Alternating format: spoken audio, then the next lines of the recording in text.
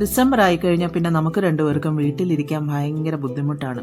അങ്ങനെ ഓഫീസിൽ നിന്ന് 2 ആഴ്ച ലീവും എടുത്ത് പ്രത്യേകിച്ച് യാതൊരു പ്ലാനും ഇല്ലാതെ ഞങ്ങൾ രണ്ടുപേരും കൂടെ അങ്ങ് പുറപ്പെട്ടു. നോർത്ത് ഇന്ത്യയിലോട്ട് പോകാമെന്നായിരുന്നു ആദ്യത്തെ പ്ലാൻ.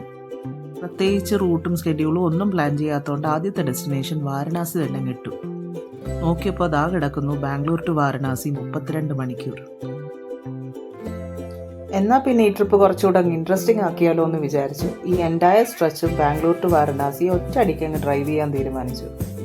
ഡ്രൈവ് ചെയ്യാൻ ഞങ്ങൾ രണ്ടുപേരും ഒരേപോലെ എക്സൈറ്റഡ് ആയതുകൊണ്ട് ഡിസ്റ്റൻസ് വലിയ പ്രശ്നമല്ലായിരുന്നു. എന്നാലും രാത്രി ഫുൾ ഡ്രൈവ് ചെയ്ത് ഇതുപോലെ ഒരു ലോങ് ട്രിപ്പ് പോകുന്നത് ഇത് ആദ്യമായിട്ടായിരുന്നു. ഇതിനു മുമ്പ് ഒരു 10-15 മണിക്കൂറൊക്കെ ഒറ്റ സ്ട്രെച്ചിൽ ഡ്രൈവ് ചെയ്തിട്ടുണ്ടെങ്കിലും ഓവർനൈറ്റ് ഉറക്കമില്ലാതെ ഇതുപോലെ ഡ്രൈവ് ചെയ്യുന്ന ട്രിപ്പ് ആദ്യമായിട്ടാണ്. അങ്ങനെ രാത്രി ഫുൾ SPBയുടെ പാട്ടൊക്കെ കേട്ട് നെക്സ്റ്റ് ഡേ രാവിലെ ഞങ്ങൾ നാഗ്പൂർ എത്തിച്ചേർന്നു. നാഗ്പൂർ എത്തിയാൽ അവിടെ ഹൈവേ സൈഡിലുള്ള ധാബകൾ ഒരു കാരണവശാലും മിസ് ചെയ്യരുത്. ഹൈവേ സൈഡ് ധാബ ഫുഡിനൊരു പ്രത്യേക ടേസ്റ്റ് തന്നെയാണ്. നല്ല അടിപൊളി ആലു പൊറാട്ടയും കിടിലൻ ചായയും കുടിച്ചു കഴിഞ്ഞപ്പോൾ 10-18 മണിക്കൂർ ഡ്രൈവ് ചെയ്തതിൻ്റെ ക്ഷീണം പമ്പ കടന്നു. അങ്ങനെ ബ്രേക്ക്ഫാസ്റ്റ് ഒക്കെ കഴിച്ച് ക്ഷീണം മാറ്റി നമ്മൾ വീണ്ടും യാത്ര തുടർന്നു. പക്ഷെ സത്യം പറയാലോ ഇതുവരെയുള്ള റോഡ് കണ്ടീഷൻസ് ഒക്കെ അടിപൊളി. അതുകൊണ്ട് വാരണാസി എത്തിയത് സത്യം പറഞ്ഞാൽ നമ്മൾ അറിഞ്ഞില്ല. എഫേർട്ട്ലെസ് ആയിട്ടുള്ളൊരു ഡ്രൈവിംഗ് ആയിരുന്നു. അങ്ങനെ ഈവനിങ് ഒരു 6 മണിയൊക്കെ ആയപ്പോൾ നമ്മൾ വാരണാസി എത്തിച്ചേർന്നു. അസി ഘാട്ടിൽ ഗംഗാ വ്യൂ ഉള്ളൊരു റൂം തന്നെ കിട്ടി.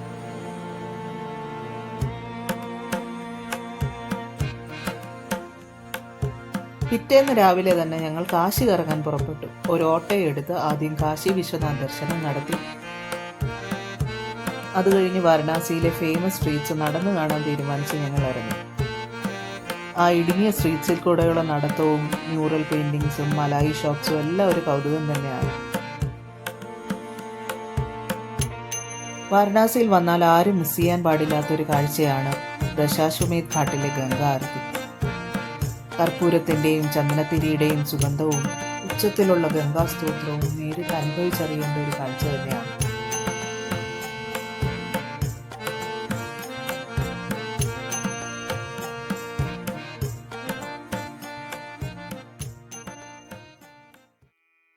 പിറ്റേന്ന് രാവിലെ ബോട്ട് റൈഡിന് പോകാനിറങ്ങിയ ഞങ്ങൾ കണ്ടത് കണ്ണു കാണാൻ വയ്യാത്ത പോലെ മഞ്ഞിൽ മൂടിക്കിടക്കുന്ന വാരണാസി. അതിൻ്റെ ഭംഗിയൊന്ന് വേറെ തന്നെയായിരുന്നു.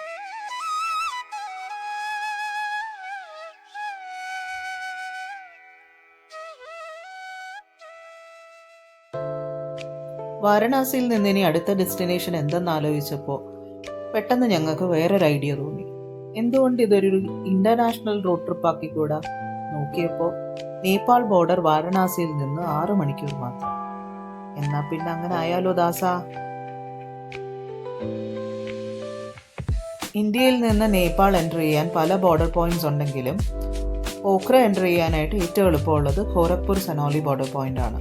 അങ്ങനെ വാരണാസി ടു ഗോരഖ്പൂർ ഒരു 4 മണിക്കൂർ, അത് കഴിഞ്ഞ് 2 മണിക്കൂർ സനോലി വഴി ഞങ്ങളിതാ നേപ്പാളിൽ എത്തിച്ചേർന്നു. ഇന്ത്യൻ സിറ്റിസൺസിന് നമ്മുടെ ആധാർ കാർഡ് കാണിച്ചാൽ നേപ്പാൾ ബോർഡർ ക്രോസ് ചെയ്യാൻ പറ്റുന്നതാണ്. നേപ്പാളിൽ നമ്മൾ സ്വന്തം വണ്ടിയായിട്ട് പോകുന്നതുകൊണ്ട് അതിൻ്റെ കുറച്ച് ഫോർമാലിറ്റീസ് കവർ ചെയ്യാനുണ്ട്. അതിൻ്റെ ഡീറ്റെയിൽസ് ഞാൻ ഡിസ്ക്രിപ്ഷനിൽ കൊടുക്കുന്നതാണ്.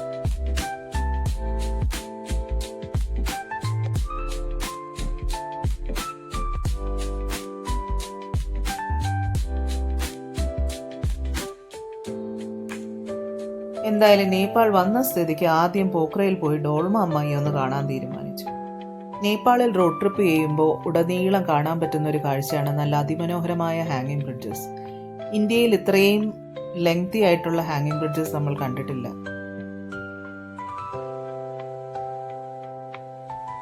പോഖ്ര എത്തിയാലുടൻ നമ്മുടെ ആദ്യത്തെ ഡെസ്റ്റിനേഷൻ ആയിരുന്നു സാരംഗോട്ട് വ്യൂ പോയിന്റ്.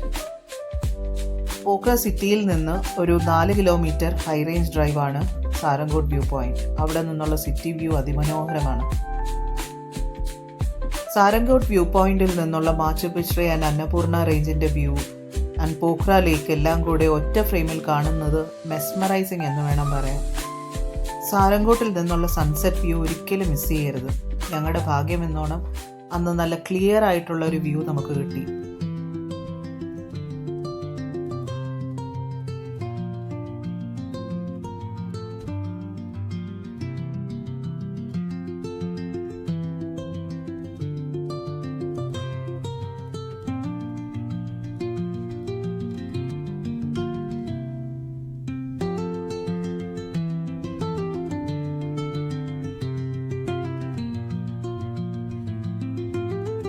സാരംഗോട്ട് നിന്നിറങ്ങി നമ്മൾ പോഖ്ര ലേക്ക് സൈഡിലുള്ള ഹോട്ടൽ കൗസിയിൽ റൂം എടുത്തു. I would highly recommend this hotel if you are going there. ഇത്രയും ഹോസ്പിറ്റബിൾ ആയിട്ടുള്ള ഒരു സ്റ്റാഫിനെ ഞാൻ ഇതുവരെ കണ്ടിട്ടില്ല. An amazing stay. And I really love Pokhara. നല്ല കളർഫുൾ ആൻഡ് വൈബ്രന്റ് ആയിട്ടുള്ള ഒരു സിറ്റി.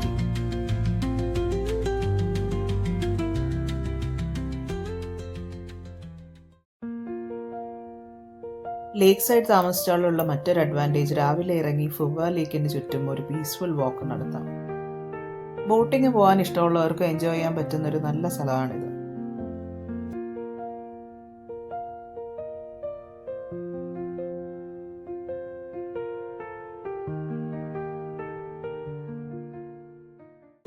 അവിടെ നിന്ന് പോഖ്രയിലെ അടുത്ത അട്രാക്ഷനായ ഡെവിൾസ് ഫാളിലോട്ട് നമ്മൾ പുറപ്പെട്ടു. ഡെവിൾസ് ഫാൾ അഥവാ പാതാള ശംഖു എന്നാണ് ഈ സ്ഥലത്തിന് പേര്. അതായത് ഈ വാട്ടർഫാൾ ചെന്ന് പതിക്കുന്നത് പാതാളത്തിലോട്ടാണ് എന്നാണ് ലോക്കലൈറ്റ്സ് പറയുന്നത്. സത്യം പറഞ്ഞാൽ ഈ സ്ഥലം കുറച്ചൊരു ഓവർ ഹൈപ്ഡ് ആയിട്ടാണ് എനിക്ക് തോന്നിയത്.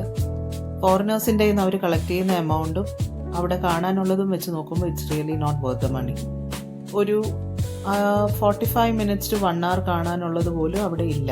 ഒരു ചെറിയൊരു വാട്ടർഫാൾ, അത് ചെന്ന് പതിക്കുന്ന സ്ഥലം നമുക്ക് കാണാൻ പറ്റില്ല. അതുകൊണ്ടാണ് അതിനെ പാതാള ശംഖു എന്ന് പറയുന്നത്.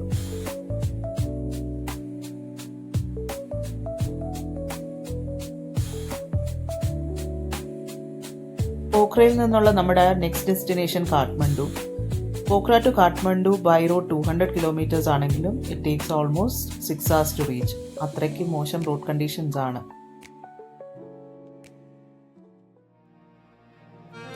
കാഠ്മണ്ഡുവിലെത്തി നെക്സ്റ്റ് ഡേ രാവിലെ തന്നെ നമ്മൾ പശുപതിനാഥ് ദർശനത്തിനായി പുറപ്പെട്ടു.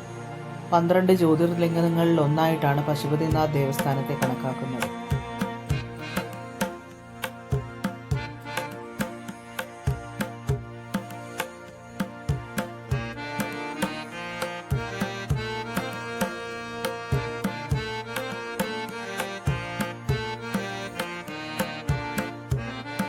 പശുപതിനാഥ് ദർശനത്തിന് പ്ലാൻ ഉണ്ടെങ്കിൽ ഒരു ഹാഫ് ഡേ ഇവിടെ സ്പെൻഡ് ചെയ്യാൻ തയ്യാറായിട്ട് വേണം വരാൻ. കുറച്ചധികം ക്യൂ ഉണ്ടാവും.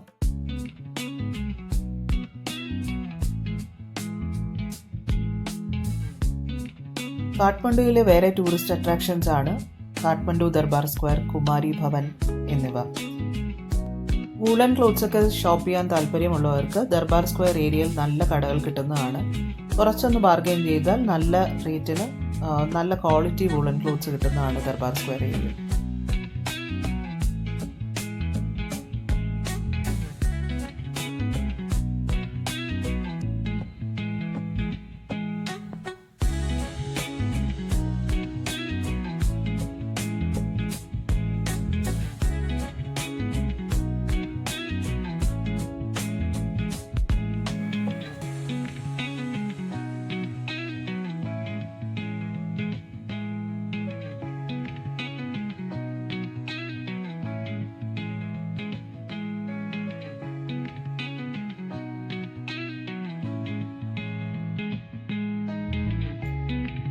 കാഠ്മണ്ഡു വരെ വന്ന സ്ഥിതിക്ക് എവറസ്റ്റ് കാണാതെ പോകുന്നത് മോശമല്ലേ? അങ്ങനെ നോക്കിയപ്പോൾ നാഗർകോട്ട് വ്യൂ പോയിന്റിൽ നിന്നാണ് എവറസ്റ്റ് ക്ലിയർ ആയിട്ട് കാണാൻ പറ്റുന്നതെന്ന് മനസ്സിലായി. അങ്ങനെ ഞങ്ങളുടെ അടുത്ത ഡെസ്റ്റിനേഷൻ ആയിരുന്നു നാഗർകോട്ട് വ്യൂ പോയിന്റ്. നാഗർകോട്ട് കാഠ്മണ്ഡുവിൽ നിന്നൊരു 1 hour ഡ്രൈവ് ഉണ്ട്. Up hill drive, but beautiful drive. ഒരു നല്ല ഈവനിങ് സ്പെൻഡ് ചെയ്യാൻ പറ്റുന്ന ഒരു വ്യൂ പോയിന്റ് ആണത്. ചെറിയൊരു ഹൈക്കിങ് കഴിഞ്ഞ് വ്യൂ പോയിന്റിലെത്തിയ ഞങ്ങൾക്ക് എവറസ്റ്റിൻ്റെ ഒരു ഗ്ലിംസ് കാണാൻ പറ്റി.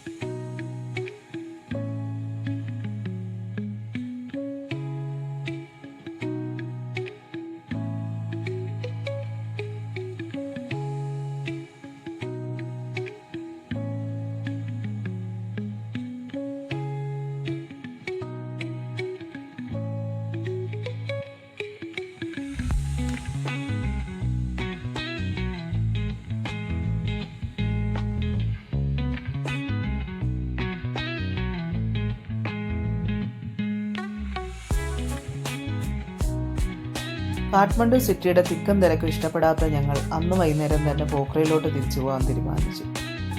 But on the way something beautiful happen. Nepal വന്ന് 2 ദിവസമായിട്ട് ഒരു നല്ല നേപ്പാളി താലി കഴിക്കാൻ പറ്റാത്ത സങ്കടം അന്നത്തോടെ തീർന്നു. നല്ല അടിപൊളി ഒരു നേപ്പാളി താലി ഒരു ഹൈവേ റെസ്റ്റോറൻറ്റിൽ നിന്ന് ഞങ്ങൾക്ക് കിട്ടി.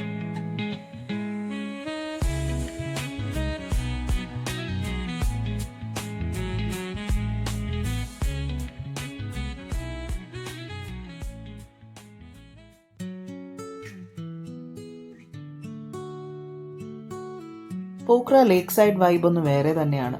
രാവിലെ എണീറ്റ് പോഖ്ര ലേക്ക് സൈഡിൽ കൂടെയുള്ള ഒരു വാക്കും ഭയങ്കര പീസ്ഫുൾ ആയിട്ടൊരു ഫീലിംഗ് ആണ്. ആൻഡ് നല്ല അടിപൊളി കഫേസ്. അവിടെ സൈഡിൽ കുറച്ച് നേരം കറങ്ങി നടന്ന് ബ്രേക്ക്ഫാസ്റ്റിനായിട്ട് നല്ല കഫേസിൽ കയറാം. നല്ല ആൾക്കാരും നല്ല ഫുഡും. You can actually spend a good amount of time there.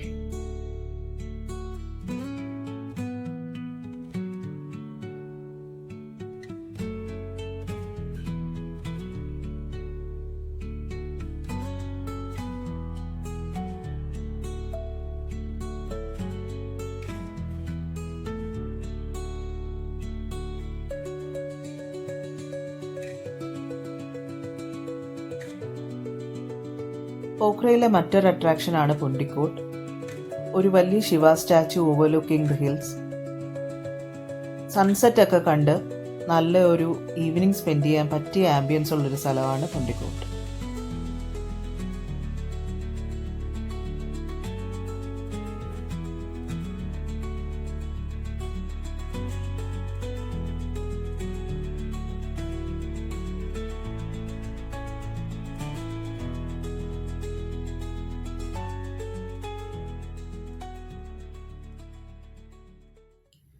നേപ്പാളിലെ നമ്മുടെ അടുത്ത ഡെസ്റ്റിനേഷൻ ആയിരുന്നു മസ്താങ്. നേപ്പാളിൽ കയറിയപ്പോൾ മുതൽ എല്ലാവരും മസ്താങ് മിസ് ചെയ്യരുതെന്ന് പറഞ്ഞുകൊണ്ട് we were too excited to go there and we decided to spend the new year there. പക്ഷെ മസ്താങ് പോകുന്നതിന് കുറച്ച് ഫോർമാലിറ്റീസ് കംപ്ലീറ്റ് ചെയ്യാനുണ്ട്. സോ നമ്മൾ സ്വന്തം കാറുമായിട്ട് പോകുന്നതുകൊണ്ട് ACAP പെർമിറ്റ്, അതായത് അന്നപൂർണ കൺസർവേഷൻ ഏരിയ പെർമിറ്റ് എടുക്കണം. പോഖ്രയിലുള്ള ACAP ഓഫീസിൽ പോയി ഒരു ഫോം ഫില്ല് ചെയ്ത് 2 പാസ്പോർട്ട് സൈസ് ഫോട്ടോയും കൊടുത്ത് 1000 NPR സബ്മിറ്റ് ചെയ്ത് കഴിഞ്ഞാൽ നമുക്കൊരു പെർമിറ്റ് കിട്ടുന്നതാണ്. ആ പെർമിറ്റും കൊണ്ട് മസ്താങ് എൻ്റർ ചെയ്യാൻ പറ്റുള്ളൂ. മസ്താങ് അഗെയിൻ പോഖ്രയിൽ നിന്ന് 200 കിലോമീറ്റർ ഉള്ളെങ്കിലും 6 to 7 hours എടുക്കും. Because the road conditions are very bad. പക്ഷേ is equally scenic as well. വളരെ അഡ്വഞ്ചറസ് ആയിട്ടുള്ളൊരു ഡ്രൈവ് ആയിരുന്നു പോഖ്ര ടു മസ്താങ്.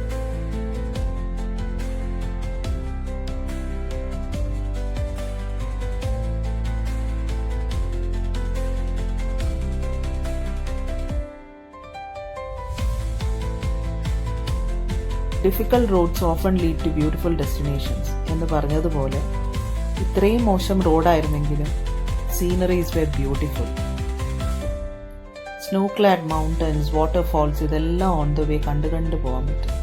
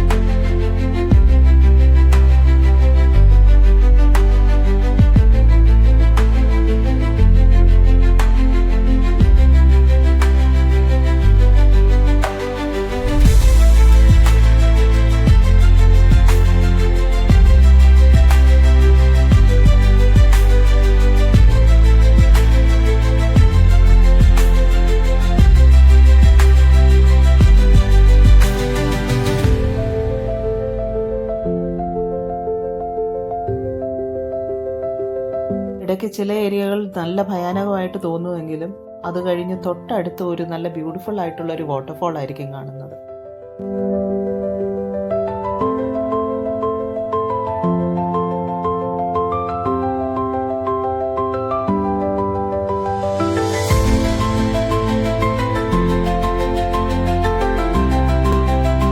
ജോംസോം വില്ലേജ് എത്തുന്നതിന് തൊട്ട് മുമ്പ് നമ്മുടെ പെർമിറ്റ് ചെക്ക് ചെയ്യുന്നതാണ് ബോർഡറിൽ. പെർമിറ്റ് ഇല്ലാത്തവരെ കടത്തിവിടില്ല. ഇൻ ദ വേഴ്സ്റ്റ് കേസ് അവിടെ എമർജൻസി പെർമിറ്റ് എടുക്കാനുള്ള പ്രൊവിഷൻസും ഉണ്ട്. ലോവർ മസ്താങ്ങിലെ ജോംസോം കബ്ബേനി ഏരിയയിലോട്ടാണ് നമ്മുടെ ഡെസ്റ്റിനേഷൻ.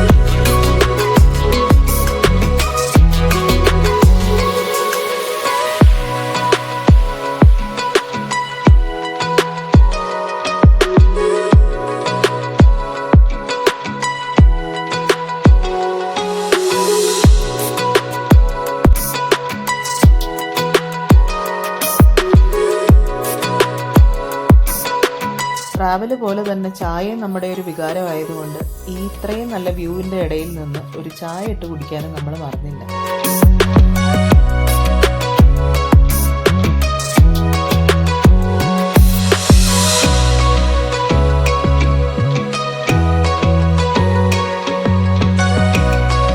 കൂടെ ജസീം തന്ന ഗോ ഹാപ്പിയിലെ അടിപൊളി പ്ലം കേക്കും.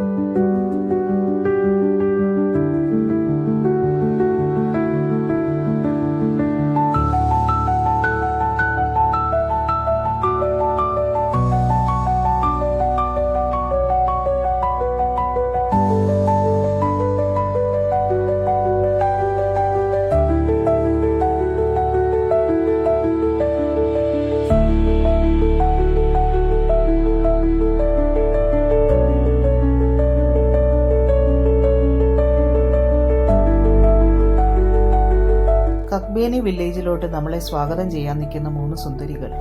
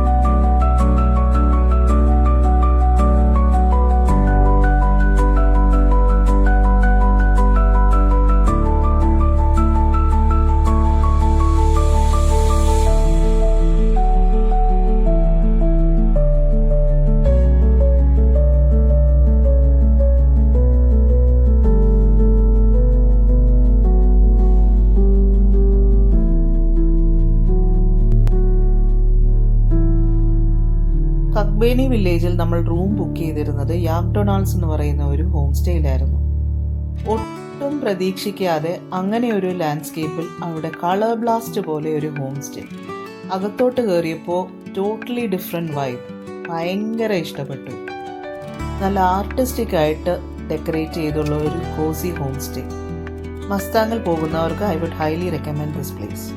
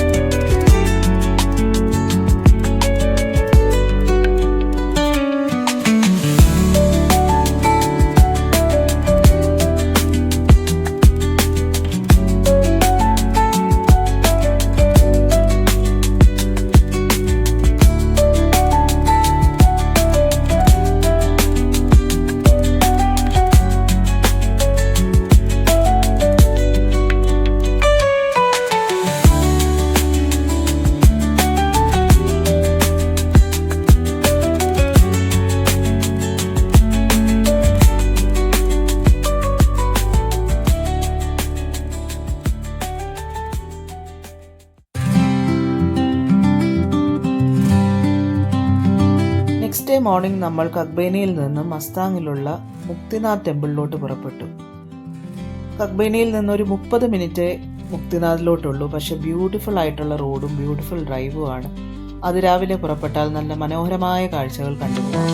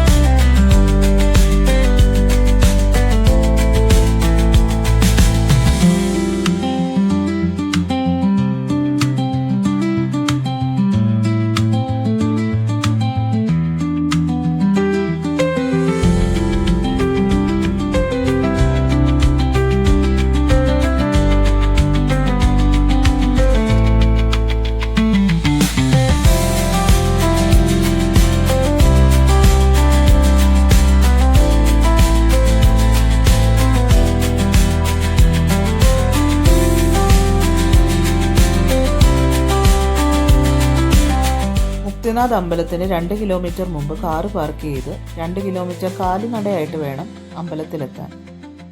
നടക്കാൻ ബുദ്ധിമുട്ടുള്ളവർക്ക് പോണി റൈഡ് അല്ലെങ്കിൽ പാൽക്കി സൗകര്യങ്ങളെല്ലാം അവിടെയുണ്ട്.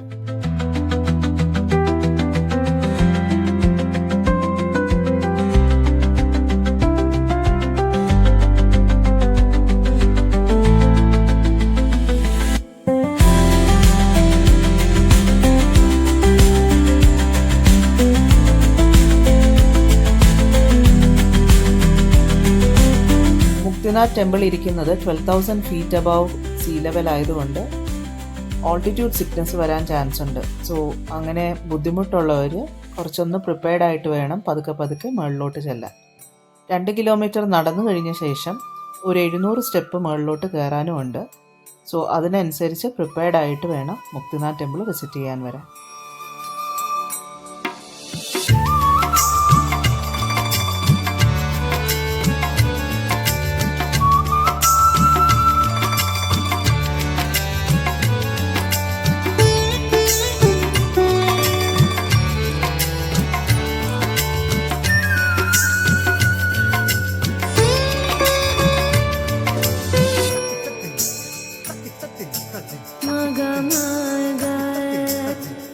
മുക്തിനാഥ് ടെമ്പിൾ മോക്ഷക്ഷേത്ര അല്ലെങ്കിൽ പ്ലേസ് ഓഫ് സാൽവേഷൻ എന്നാണ് പറയപ്പെടുന്നത്.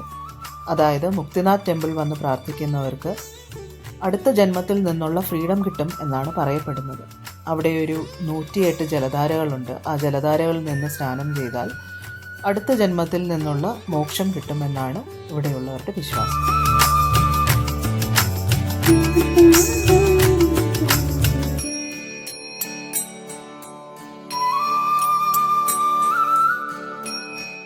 കാണുന്ന 108 ജലധാരകളുടെ ഉറവിടം എവിടെയാണെന്ന് ഇതുവരെ കണ്ടുപിടിച്ചിട്ടില്ല. അതൊരു മിസ്റ്ററിയായി തുടരുന്നു. പക്ഷെ വിശ്വാസം പോലെ ഈ 108 ജലധാരകളിൽ നിന്ന് സ്നാനം ചെയ്യാൻ ഞങ്ങൾ മറന്നില്ല.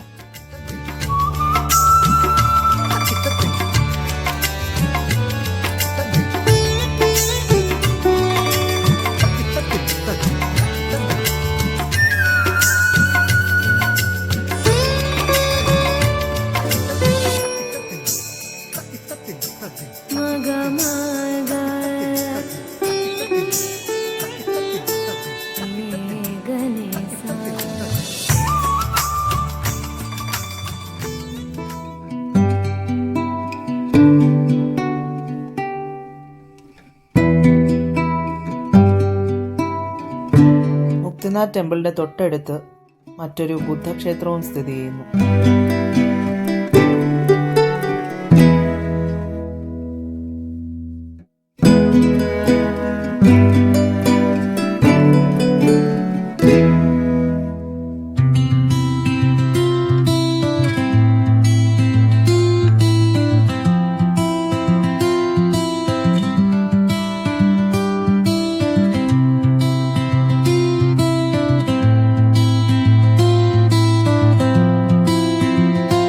മുക്തിനാഥിൽ നിന്ന് തിരിച്ചിറങ്ങി വരുമ്പോൾ വളരെ വ്യത്യസ്തമായുള്ള കുറേ കഫേസും കാണാൻ പറ്റും. ഞങ്ങൾ ബ്രേക്ക്ഫാസ്റ്റ് കഴിക്കാൻ കയറിയത് ബോബ് മാർലി കഫേയിലാണ്.